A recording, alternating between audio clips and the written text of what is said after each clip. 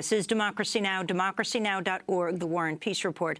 I'm Amy Goodman with Juan Gonzalez. Our guest, Gold Star father Khizr Khan, for the hour. His son killed in action in Iraq in 2004. In your book, Khizr Khan, An American Family, you write, "You know I'm against the war," I told Humayun. He creased his mouth into a tight smile and nodded, "I know." What are your thoughts about the Iraq War? This is nothing new, this is nothing secret. I had been against that. There's a reason for that. I know some history of that part of the world, centuries old history, the conflicts that have existed there. For my nation, for my country to get involved in that, I was with the people that had disagreed with that. There was no American interest to be served there. That war had not served, we are proven right, American interest. We could foresee that involvement in that part of the world with American blood and treasure will be a mistake. I was vocal about it at home, outside. I remain vocal about that. So I shared that with Humayun, and he knew that, because he used to hear us speak that this is not going to serve our nation and its interest. But here it was, and his response was to me, he called Baba, which is equivalent to father, and he said, "Baba, you know that I'm a military officer. I am going there to protect my men and women. I am responsible for them, and I don't think on the political line. That is Washington's decision. We, members of the armed forces, serve and obey the orders that are given to us by our seniors. And my task, I see it, is to protect. And that's why I'm going there." I was wondering your thoughts back in 2004 when, I think it was the White House Correspondents' Dinner, President Bush, he made that video joking about the failure of the U.S. to find weapons of mass destruction. This is what he said as he narrated a slideshow of pictures from the White House showing himself looking under a piece of furniture. This is a clip of Bush's joke. Those weapons of mass destruction got to be somewhere.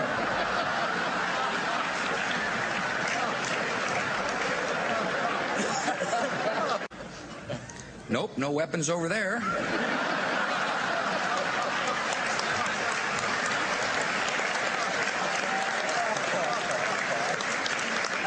Maybe under here. That was President Bush a few months before your son was killed. Yes. I could not see it now, or don't want to hear it.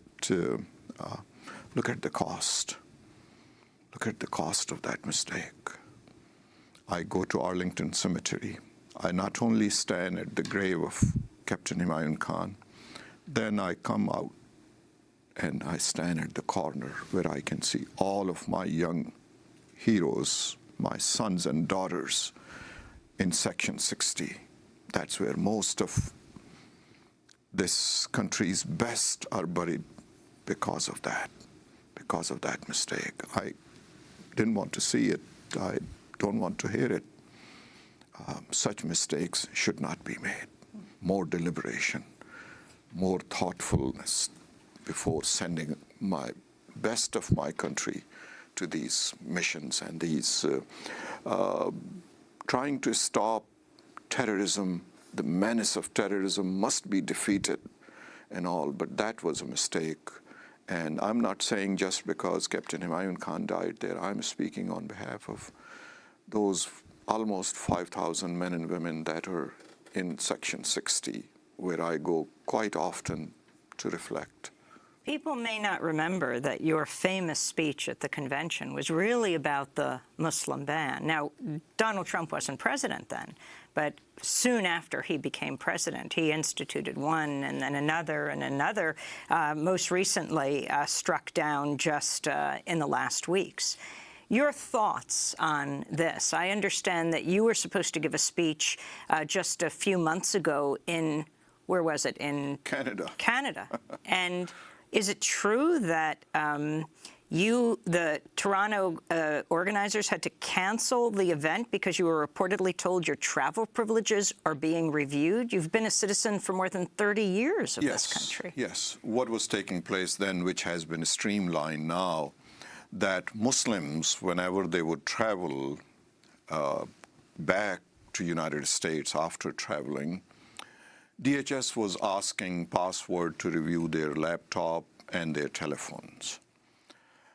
So you refuse, you say, I'm a citizen, I'm not going to give you my password so you can see my telephone and search my telephone or my laptop. They would ask you to wait, and it'll be hours and hours and hours. And there are some lawsuits that were filed at that time.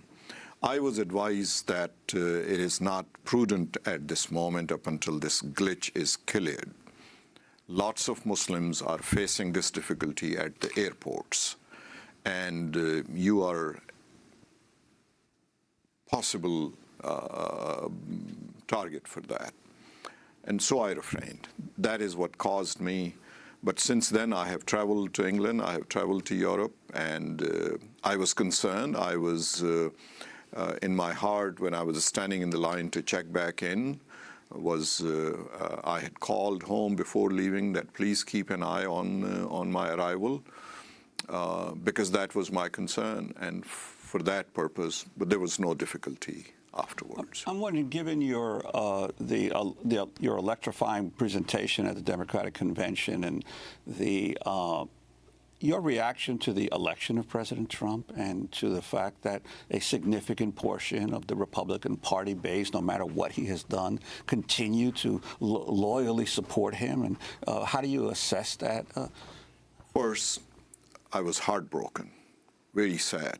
Could not comprehend how this could happen, But now, as we are looking into the details of it, this foreign intervention had been an element in Donald Trump's victory. I trust, and this nation trusts, the statements of this nation's most prominent security advisors, national security advisors, that have given a statement telling that, yes, there had been a foreign hand in destabilizing our democracy, our electoral system. And that is what they were aiming to create division, and the division within. And look what has happened. And as I mentioned, I come from Charlottesville, Virginia. I witnessed with my own eyes that march on August 12, Friday night, that took place. I was there in the traffic, stuck. I was standing outside, but out of fear, I sat down in my car. I saw rifles and multiple guns. And the worst thing I saw was Nazi flag on the streets of United States, of blessed city of Charlottesville. We're going to continue this discussion and post as part 2 at democracynow.org. Our guest has been Khizr Khan. His new memoir is just out. It's called An American Family, a memoir of hope and sacrifice. And he has a young people's book, This Is Our Constitution, Discover America with a Gold Star Father. We'll post part 2 at democracynow.org.